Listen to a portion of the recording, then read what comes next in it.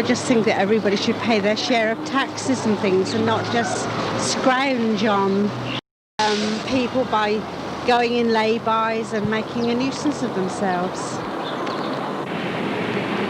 Give them a nice site with amenities, and perhaps you could bring them up to our level. Oh, no, I wouldn't take one of their sites. Not like how they have their sites with concrete pads and wire and fencing in and people watching you all the time and camp wardens and all that business, you know. Unless either the authorities turn a blind eye to casual traveller encampments or authorised encampments are made available within the text of the 1960 Act, the traveller can never find a secure stopping place except in the limited circumstances which are exempt from the Act. This amounts to the virtual outlawing of his way of life.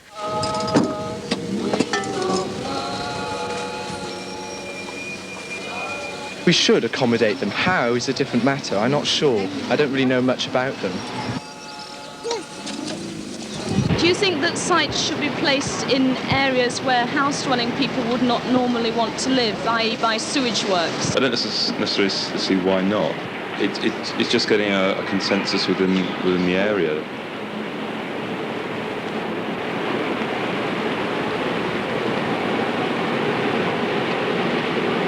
A gypsy is a person of habitual nomadic way of life, whatever his race or origins. Have you ever mixed in or come across traditional travellers? Oh, yeah. I mean, we mix in all the time, most of us, like. Well, we do anyway. Not everybody that travels mixes in with, like, gypsies all the time. But we do. I mean, we've mixed in with quite a lot. We try to, we try to make it a point to find the nearest camp and go down and just see what happens, and usually it's a warm welcome and a talk, and there's lots of things that we can teach each other because we've been in society and they haven't. We can use our knowledge of what we know of the law and of this, that and the other, and it can be used to help them, and also their knowledge of the travelling life they've lived for generations can be used to help us. You call non-gypsy is gorgeous, I think, and just wondering about your relationship to our society. Well, we get on all right with them. We didn't run you away, did we? Yeah. So we don't mind. They don't like us, but we don't mind them. Yeah. But there's different with individuals that you get on by. Oh, yeah. Yes, there's some very nice. individuals, Some very nice. yeah, some very good people. It's the people that understand us. Because, like, when we first started travelling, we used to drive and drive looking for somewhere to camp, that we thought would be okay. And till we started travelling with some gypsy lads, and they just said, you just camp wherever you camp, and then you face the consequences afterwards. You don't think about them beforehand. You just wait till they come, which is what we do now, and we find it's a lot easier. And we get on really well because we know the law as well, which is a good thing, If they come and say we've got 48 hours to move, we tell them that we haven't, and let them take us to court. Because usually they don't bother because they know that we know the law and it's going to be a waste of their money because we're going to be gone by the time they get it all together. Why are you living here? Well, because I like the place. But didn't you live at Cowley's Wood for quite a long time? Yes, I lived there for about 16, 17 years. What made you leave there? Well, because the police came and took some papers in the windows and gave us 2 days to get out. So I shifted from there and come here. Do you know why they did that after all this time? Well, no. I don't know why they done it. The people that's not used to travelling people. Yeah. Them is the people that's suspicious all the time. Even the police is suspicious of the travellers. It's like everything else. If you're a stranger in a place, if you go to a small village and you're a stranger, everybody look at you. Yeah. The majority don't like travellers. It's not because they don't like him, it's because what they've heard about him, they don't like. It's not the individual person they don't like. I mean, it's just what they've heard. Yeah. All travellers practically. Usually has a kitchen trailer, anyone with a family. We say we're a grown-up family, has a kitchen trailer. And shows that they can do a bit more walking and bringing people in that wants to come in. But then they usually have another trailer for a parlour that they keep all their bit of decoration stuff, as you call it, the bit of shine and stuff. with silver. So that's really like your front room for best? Quite right. Yeah, it's like a front parlour, room, yeah. Like a parlour, yeah. Yeah. A bit of a showcase. It's just like a house, your front Any room. place that you have your living room. If you're bothering me that you're to live and out, you have something there for it, you know. Well, the thing we symbolise basically is the fact that they can own their own home. They don't need thousands of pounds. For about 50 quid, they can go out and buy themselves an old banger. Pete's on about how he liked the lorry, whereas to me, what I want, because my side is the home side, the raising of a family, to me, a showman's trailer. A proper old showman's trailer, 30 to 40 foot long, with a few bedrooms, where I could just put the kids into a room, lock. Winter, because I want to live with a large group of people, and if you are poor and can't afford to buy a great big mansion, then the only way you're going to live with a large group of friends of your own choice is by living in vans, in tents, in teepees, in buses, out in the countryside. Water! Emma, ISIS!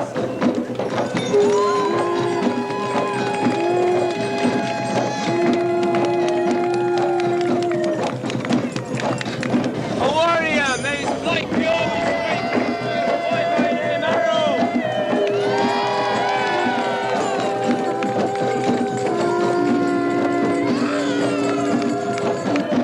I think it's cultural identity that people really want. It's the love of knowing that they belong somewhere.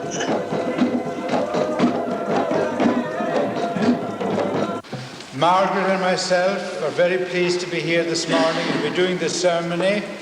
We have known you since you were quite young. We know not alone your fathers and mothers, but even the grandparents, and we're pleased to see some of the grandparents here today as well. And therefore, both of you have been reared properly. You're coming to the altar clean and proper in every way. And we congratulate you, and we, along with Father Patrick Armstrong, who is the parish priest here and who knows you well, we're all pleased. All travelling people is very close, knitted of everyone. Very close to their own family, but very close knitted of all the travellers.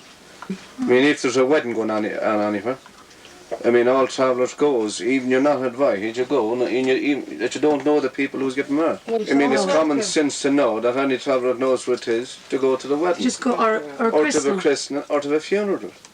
You go to show respect because they're travellers. And what sort of trade were you doing? Well, I was on that, before I would have worked there, I was bag making and scrap dealing. Yeah. And do a bit of grinding. Yeah. Well, this trade I was brought up to. I was brought up to grinding.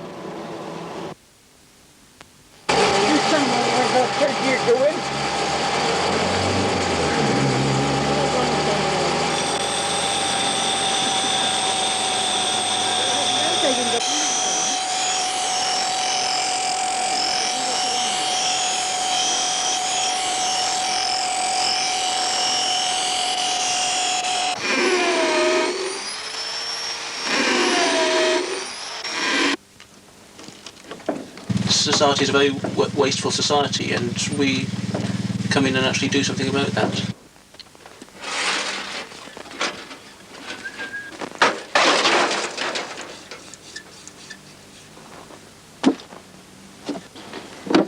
If it wasn't for the travellers, there's a hell of a lot of stuff would never ever be collected at all. And people always say there's a lot of rubbish around a gypsy camp, but they'd be surprised if they saw how much rubbish those travellers weigh in every day in the scrapyards. They provide hundreds and thousands of tons of reclaimed material for the industries of this country.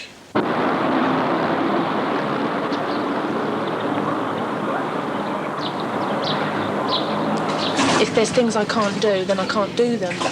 I don't have to run to a man to do them for me, but if I need help, I'll ask for it. You know, I can mend my own car. I can't mend a truck, but I'm learning to. I can drive a truck, I can drive anything. I can use any tool, you know. I'm not so keen on using things like chainsaws, but I can do it. I think out there it's the fact that, men don't wash up. I mean, it's not done, it's simply not on. But here they just think nothing of washing the pots. Well, you know, Rob, he'll have his tea and he'll just get straight on. I mean, he's 16 and a half. He just thinks nothing of washing pots.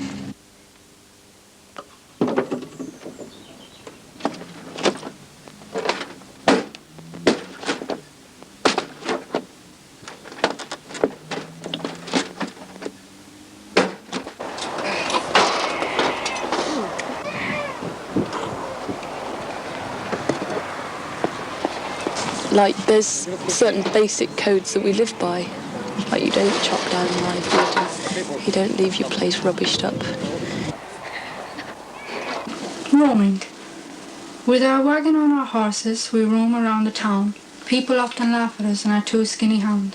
We gather lots of firewood and eat where we can. We sleep by the roadsides with our dogs Tom and Sam. We sometimes meet some travellers as we roam from town to town. We exchange good fortune and chat when we can. People think we're stupid and thick in the head, but can't we make a living and keep us all well fed? She'll sell you good people some flowers or some pegs, and leave this unfortunate town and go on to the next.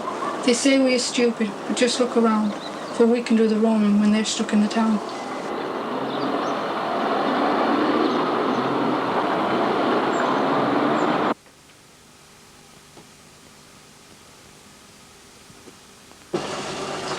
Do you think there's a particular style which you can recognise as being gypsy fashion?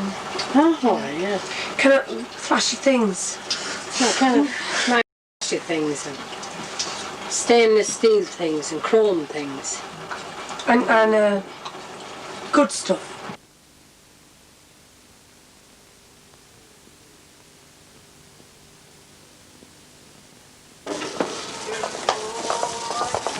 They do it too, but they're living in their little cosy houses and they're doing it to there. But they think probably their holiday places. Imagine when we go on holidays like this, when we put the travellers like that. Well, the travellers don't want to live in a place that's like holiday. They want to live in a place that's good for the children, good for themselves, and where they can park the lorries and cars. I think it happens. Where we have no choice in this, have we? No. I mean, they'll just build us a site and we have to move on to it, and that's it. If you had a big garden enough, you could make your own place for your own children to play. Where would you have it? Outside of a town. Not in the town. No, not in a town. In particular, near a school. But also, they should have a play area in a site for children, over in some corner where the cars wouldn't be. What are you going to kill him for? Get Johnson! Get Johnson! Move away! They're learning all the time. They're learning all sorts of things, you know. They're learning how to survive. Because the way things are going, it doesn't look like there's going to be much of a bloody society going, is there?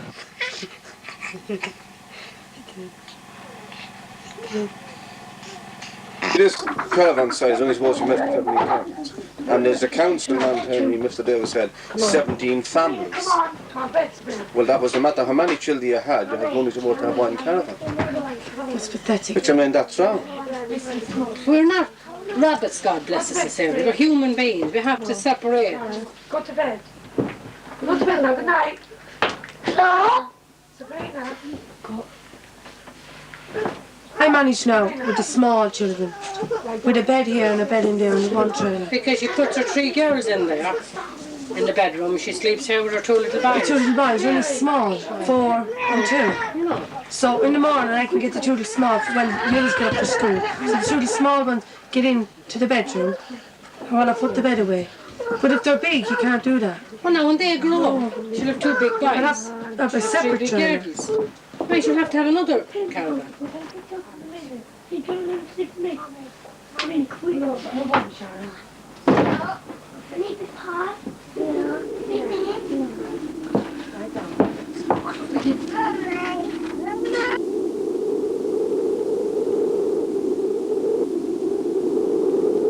Are you prepared for the eviction?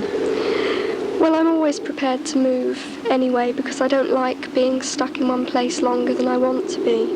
I don't know what it's going to be like when it does happen, so I'd rather move off. You know, I don't want to be towed, so it's easier for me to move off beforehand. Does it make you nervous? Yes. And all you really hear about actions are when they don't go well, when there's trouble. And that's enough to make anybody nervous.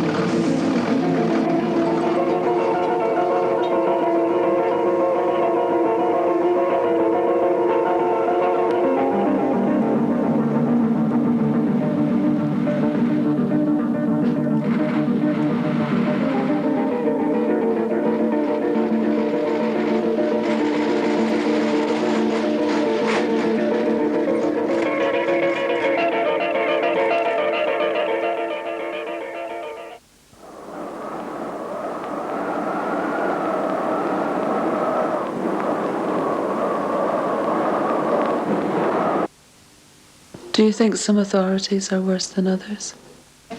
Yes, I do. Mainly because the manner in which they carry out their evictions shows this. If they haven't provided sites and travellers are stopping on waste land or railway sidings or whatever, the councils in some districts carry out a really bad eviction scene. Some of the stories that we could tell you about that don't really bear repetition. What's going up there now? You can get up on the path there, though, can you? He's going You straight can't, down, not like isn't he, that. that No. one? Well, the other one under the yard. That one's going straight down that by the pub, isn't it? Yes. Going down there now. Turn around. Anyway, so you can see if you can get it. What's next?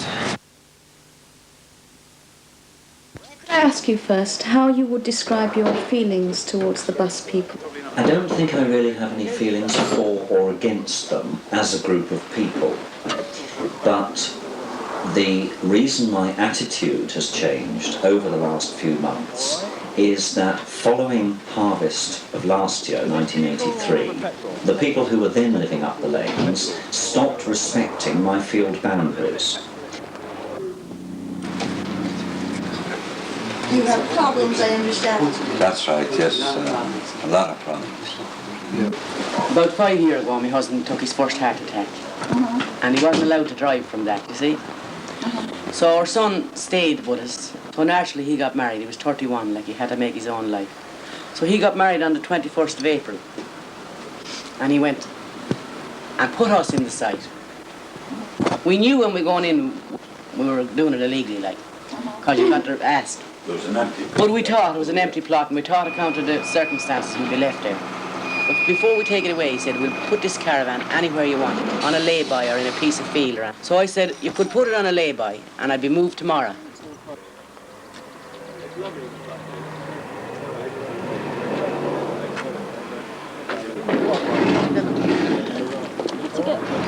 I mean, are the people in authority so naive as to believe that the population of travelling people now, the new gypsies, are just going to vanish if they bring out legislation to stop them from parking in certain places? It just won't happen. And it can't happen. I can't think how this could have been allowed to start. This is public property and that's private property. I know, madam, but it doesn't make... Where are we supposed to go? No? Well, where did you come from?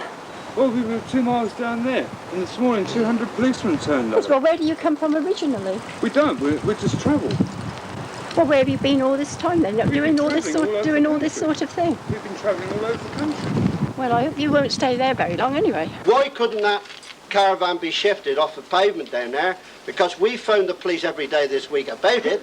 They will not shift that caravan. We could go and shift it. Like that last time we were up here. No, he wasn't. Yes, he was. He was there. He was there bawling and shouting about. And I was only because you're not listening. Yeah, you're sticking the head. Taking it into your brain. But the majority of these gypsies, they don't want a straight foot. No. They want to stay long enough to make a mess and do a bit of pinching. I'm really sorry that we had to take that land, to be quite honest with you. We shouldn't have to take it. And I'm told that they don't stop at a few. Who's told you this? I don't know, I've heard it. I can't answer statistically about whether there is an increase nationwide. 200 policemen came and moved everybody off Further the down the further ridgeway. down. Can't stop here. We can't stop on there either, can we? We feel like Jews going to a gas chamber, don't you understand? As far as I'm concerned, they should be a dead group.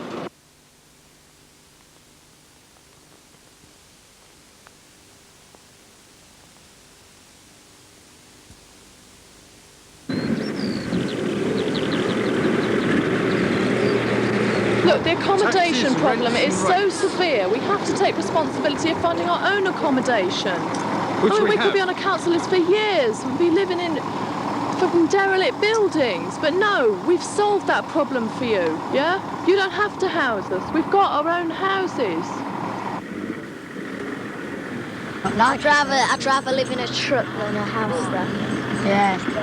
And like, you can take your own with you. If you want to go, and you can't take a house with you. You can take your own with you. Yeah.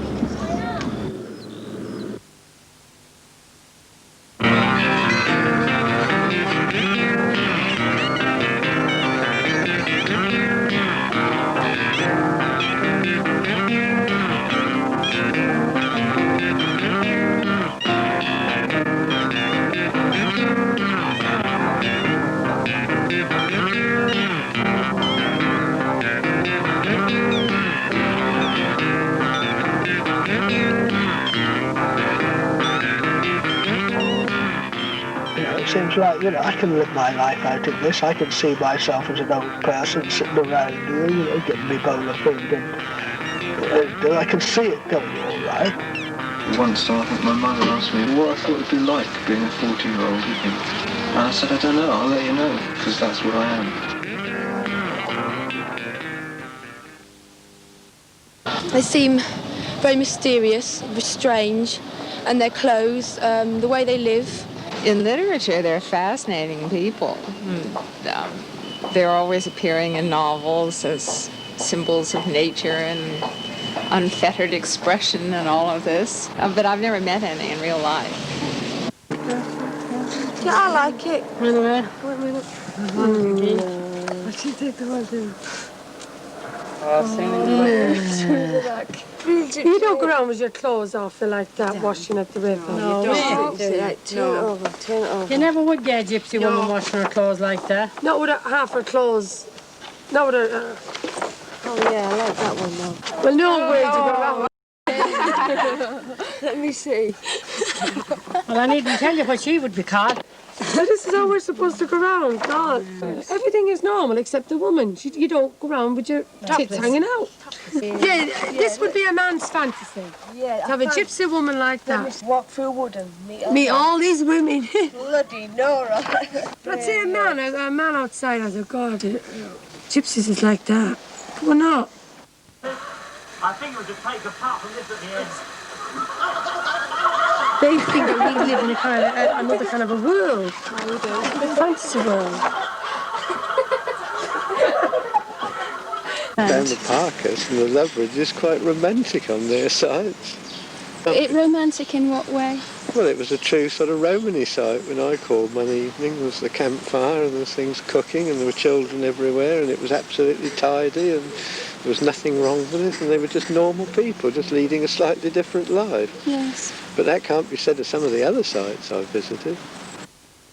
The design site guide produced by the Department of the Environment categorically says there should be 3 kinds of site provided. Emergency stopping places, transit sites for short stay travellers who like to be on the move, and permanent residential ones. And I feel that if those 3 kinds of sites were provided, it would be enough to suit different kinds of travellers. Yes, it sounds very nice, but you start providing I mean, one of the habitual resting places of gypsies is in the Chilterns. Now, to the public, the Chilterns is an area of great outstanding natural beauty, and under no circumstances would you get planning permission to site a caravan or build a cottage or do anything else in that area, and the general public becomes very resentful when a batch of travellers descends on it and then desecrates the whole countryside with their activities.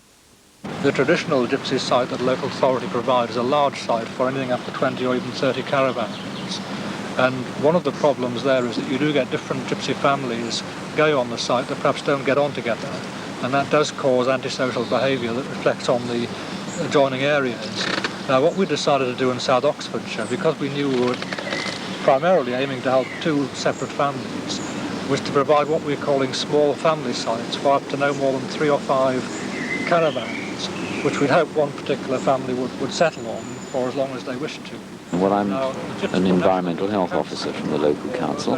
I recognise that there is a problem and there must somewhere be an answer.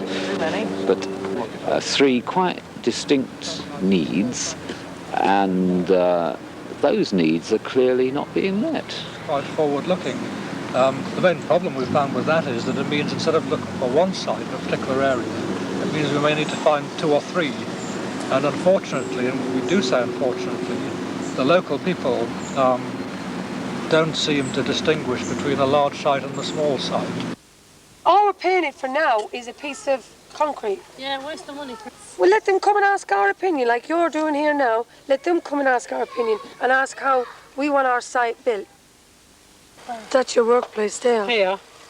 And this is your shower and toilets or that, whatever you want, is it? Do you think that you would like to have your own place? Yeah, with your own railed place, house, yeah. fenced off, yeah. Well, if your own privacy, really. And you can keep your kids on your own side and keep your rubbish in and other people's rubbish out. You'd want that kind of a site. You'd want to live in the summer and come back in the winter. Yeah, definitely. You would travel the country a lot more. Travel every minute. I mean, what we need really is bits of land all over the country. You know, say a site in each county. Not a residential site, because I want to carry on travelling. Our thanks to the travellers for their hospitality and enthusiasm in the making of this film, in particular to Kathleen Joyce for her poem Roaming and Ian Staples for the music.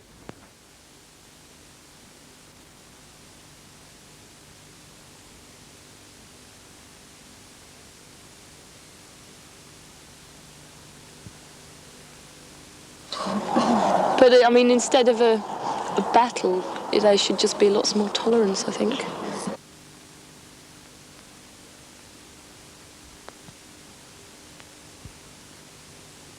It's just a coming together. I mean, it's the road that brings everybody together, yeah?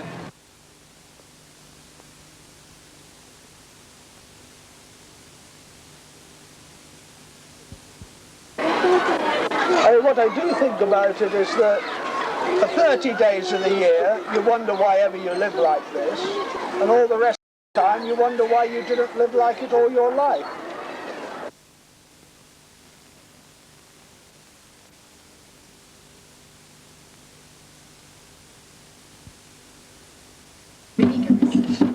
I once read this book, all right, Bev, and it said, Spanish gypsies are good for their dancing. Some of the gypsies are good for their singing, and English gypsies are good for scrap.